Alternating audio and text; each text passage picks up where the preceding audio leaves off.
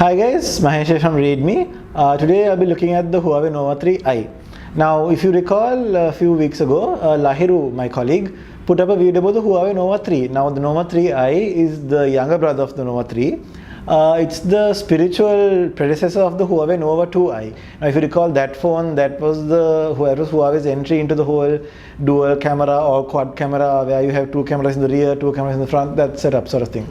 So the Nova 3i is basically, like I said, the younger brother of the Nova 3. So what does this phone have and what makes it so special?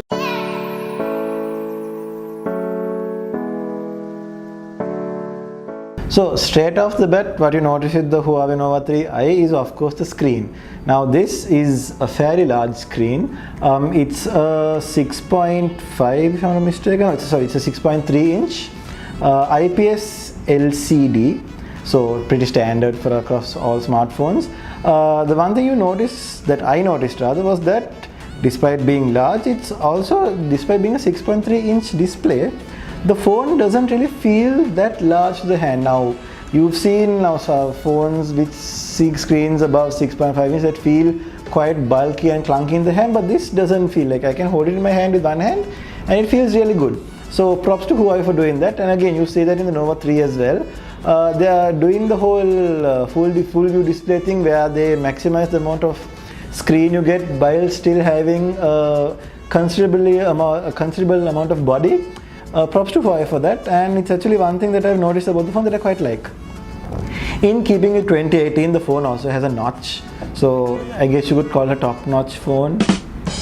But if you don't like the notch, you can always go to settings, and there's this option here for the notch where you can ta-da and ta-da, ta-da, see, you can turn the notch off.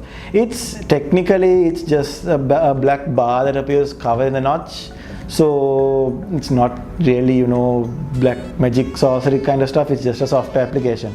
One thing I did notice was there are still apps that are under development to use the full notch. So because the notch is fairly new, you're gonna see you're not gonna have multiple people adopting the notch across such a short time frame. So in time, people will hopefully start using the notch, and then we can actually use the entire screen.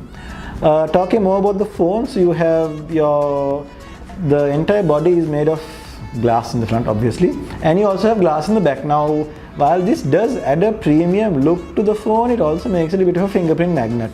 And if you're like me, whose palms are sweaty, knees get moderately weak, and arms are so slightly heavy, you tend to drop the phone. Now, I haven't dropped it so far, knock on wood, but it does get a bit slippery when you're using the phone, especially if you've been working out or going for a run or maybe a tired walk and stuff. So the best thing I would say, or the first thing I would say if you're using this phone, is get a cover. Fingerprint sensor again at the back, and you have your dual camera setup and your flash. So speaking of the cameras on this, now if you look at the cameras, the Nova 3i of course comes with Huawei, what they market as a quad camera setup. Now initially people thought that this actually had 4 cameras, and we're like, oh my god, 4 cameras. What they actually mean is it's 2 cameras in the rear and 2 cameras in the front. So 2 plus 2 is 4, quick maths. In terms of cameras, so you have your rear camera comes with 60 megapixel lens, that's the top one, and a 2 megapixel depth sensor. Now the depth sensor is, as the name suggests, used to measure depth. So it adds a bit of depth and extra detail to all your photos. The front cam is where things get interesting because it packs a 24 megapixel selfie camera. Now I inherently don't take a lot of selfies, so I really don't see the point in having a 24 megapixel camera in the front, but that being said, the photo quality in the front cam is quite good. I mean, I've never looked better, I'm just saying that. And I wouldn't have minded if they sort of swapped the camera where they made the rear camera 24 and the front 16, because even on the Nova 3, if I'm not mistaken, it's a 20 megapixel on the rear. Sorry, it's the same camera on the rear. It's a 20 megapixel and a 24 on the front. So that sort of is okay because it's just a 4 megapixel difference. But here you're getting an 8 megapixel difference. For people who like to take selfies and who are into the whole social media posting selfies kind of thing, I guess it's a good thing. But for people who want more detail in their camera, I wouldn't have minded the 24 in the rear. Now that being said though, the camera on this is actually pretty nice. So as you can see from the footage that you're looking at, the phone has a multitude of features. You get your basic portrait, video, food, pet, watermark, time-lapse, panorama, pro mode, night, HDR, and the list goes on and on. Interestingly, the phone also has an AI feature. Now what this does is, say you take a photo of maybe your cat or your dog or food. The AI in the phone will actually detect what the environment is. So if you're pointing your camera at your dog, the lens will detect, okay, this is a dog, and then adjust the camera settings accordingly. So you have your exposure, your shutter speed, all that stuff gets adjusted automatically. It sort of takes away from the fun of manually adjusting the camera features, settings and stuff to take the ideal photo. But if you're looking for a very fast, efficient point and click method, the AI mode really does work, and I've tried it out. I've tried out with plants, with my dog, with my cat, random. The weather outside is overcast, as you can see these days. So stuff like that, the camera actually does detect it quite well. Stage performances too, there's a separate mode called stage, where it sort of adjusts the ISO level so that you can see stuff on stage. Again, pretty cool features by Huawei. Features in this are again seen in flagships like the P20 Pro and the Nova 3. We don't know whether will be added to the new phones like the Huawei Y9 or the Y5, but we can always hope. But for now, this phone seems to be doing quite good in the camera department. So delving into the brain and heart of the Huawei Nova 3i, it comes with the Kirin 710. Now the Kirin 710 is Huawei's mid-range to flagship. I won't call it flagship, but it's their top of the line mid-range processor for their phones. So the Nova 3i is the first phone to come with the Kirin 710. One interesting thing that the phone has is Google ARCo support. Now if you don't know what that is, essentially ARCo is Google's platform sort of for building augmented reality products. So there are a few games that also support ARCo, like for example Jurassic World Alive, Pokemon Go, and there are multiple apps now. If you take a look at the iPhone, you saw there are people were using the camera to measure distances between two places. So that's essentially an implementation of AR. So Google has also launched this. It's like I said, it's called ARCo, and the Kirin 710 on this Nova 3i makes it possible to support ARCo. So you can actually try this stuff. I've been trying measuring like the distances from my house and stuff, and it's pretty accurate. So in terms of that, this also opens up new opportunities for AR developers to add more features into existing apps or build entire new apps entirely, which is actually quite exciting and quite cool actually, if one would be so bold. Now, speaking of software, I am a huge fan of stock Android, vanilla Android, AOSP projects, stuff like that. So using something skinned or a different skin of Android like Huawei's EMUI took a bit of time to get used to. So no major complaints about the OS per se, except one, which is where the phone has a lot of bloatware, like apps that you don't need and you can uninstall. So for example, you have a whole bunch of games that you don't even install. So I spent like the first 15 or so minutes just uninstalling random games that I'll never use.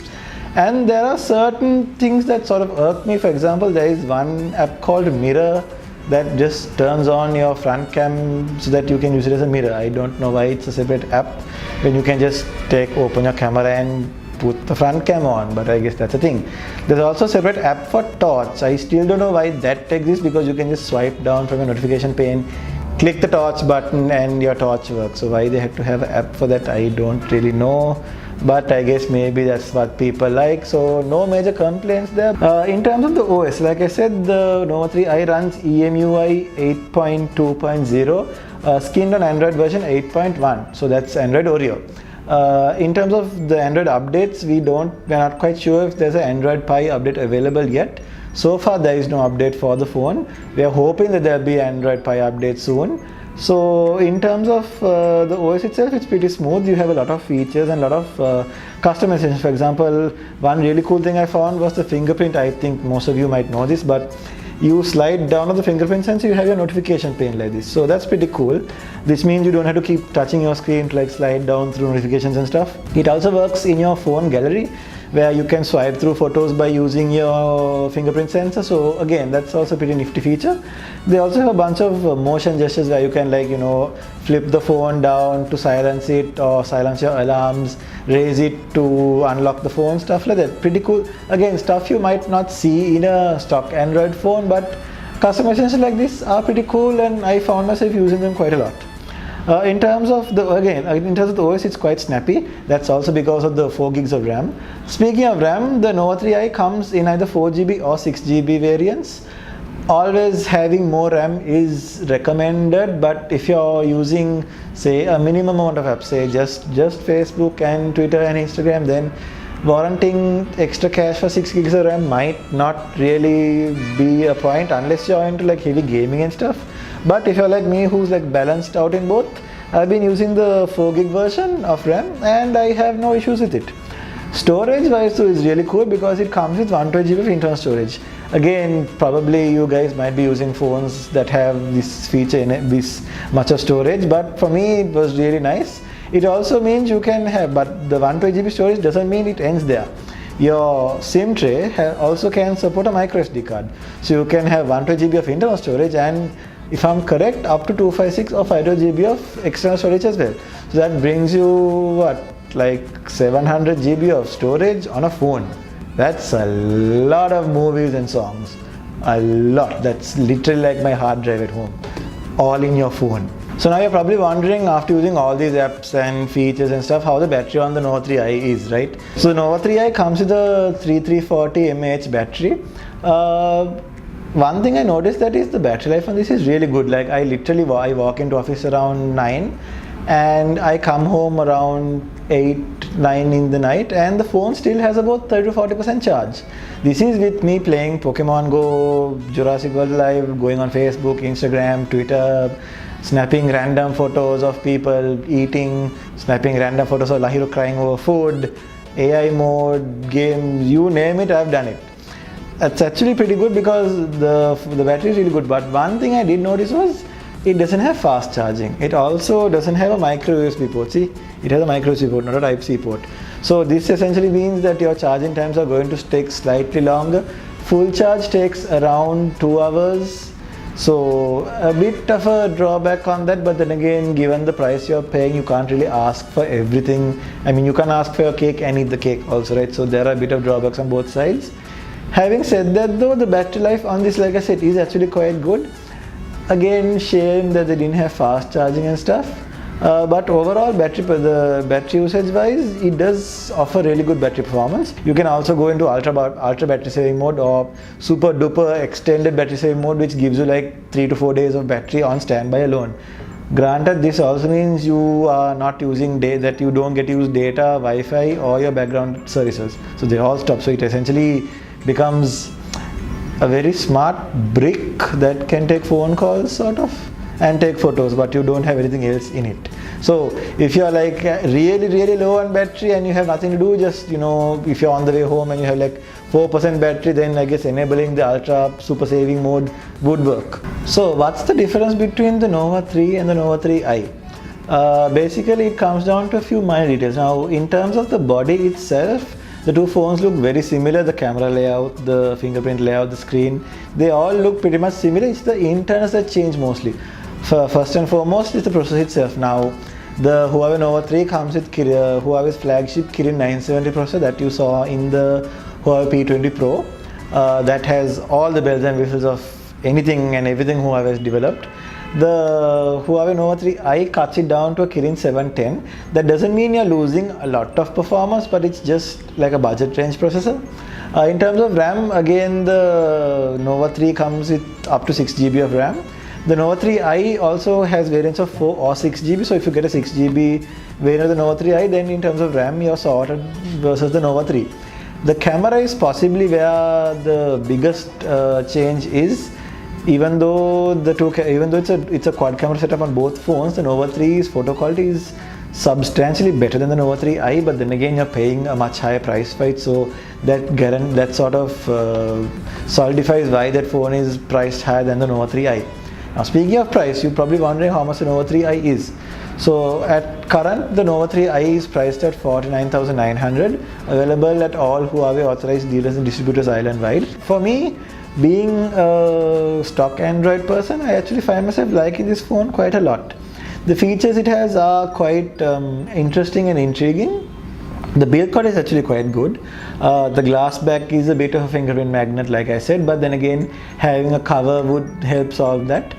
Camera setup is also quite good. I've seen myself using the camera in this quite a bit more than usual, and the features such as the AI and stuff really help bring out that extra creativity if you're willing to go the extra mile for your photos. If you don't like the AI, you can always disable it and then switch to manual mode. So if in case you didn't know, the Huawei Nova 3i came out about 2 months ago. The reason that this video might look a little late to you is because we've actually using this phone as our daily driver. So I was using the phone as my daily driver, and I explored every single nook and cranny of all the features it has. And it took me a bit of time to get used to it, because like I said, like before, I'm coming from a stock Android experience, so using a phone like this takes a bit of time to get used to, especially with all the features and stuff. So having used it for the last 2 months, I must say I've gotten quite used to it. It's quite a nice phone to get used to, and Huawei's skin for the OS is actually quite nice once you figure out all the nooks and crannies. Like I said, the bloatware, well, like me, you spend about 20 minutes uninstalling it, but overall it's a really good phone. For 49,000, it's actually quite a good deal. So if you're looking for a mid-range phone with a really good camera and you don't want to spend too much or break your wallet, I would say have a look at the Nova 3i. If you have any comments, or if you're using a Nova 3i and you have something that we didn't speak about and you'd like to add your own comments, please leave a comment below, or you can contact us on Facebook, Twitter, Instagram, smoke signals, bird messages, airplanes, anything is fine. If you guys have anything else, or you want us to review anything else, please do drop us a message, and we'll see you again next time. Toodles.